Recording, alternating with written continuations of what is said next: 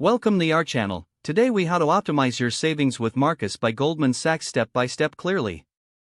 Visit the Marcus by Goldman Sachs website. Create an account if you don't already have one.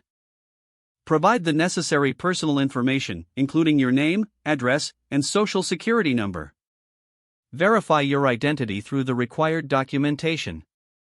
Once logged in, navigate to the savings account options. Choose between high-yield savings accounts and CDs. Review the interest rates offered for each option. Select the account type that aligns with your savings goals. Fill out the application form for your chosen account. Make an initial deposit to fund your new account. Set up automatic transfers from your checking account to your savings account. Determine an amount that you can allocate regularly. Utilize the budgeting tools available on the platform. Track your spending to identify areas where you can save more. Adjust your transfer amounts based on your budget assessments. Take advantage of referral bonuses by inviting friends to join. Regularly review your account to monitor interest accrual. Consider setting up alerts for your account balance or interest rates. Look out for any promotional offerings or rate changes periodically. Stay informed about financial trends to adjust your savings strategy accordingly.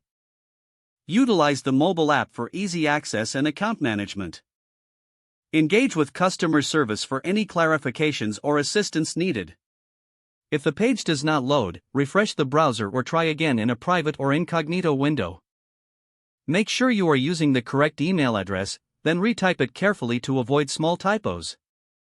If your password is not accepted, use the reset option and create a new strong password you can remember. Check your spam folder for verification or security emails, then complete any requested confirmation steps. Enable two-factor authentication if available to improve account security and reduce unauthorized access risk. After signing in, review your profile details so your contact information and settings are accurate and current. Don't forget to like this video and subscribe to our channel for more step-by-step tech guides.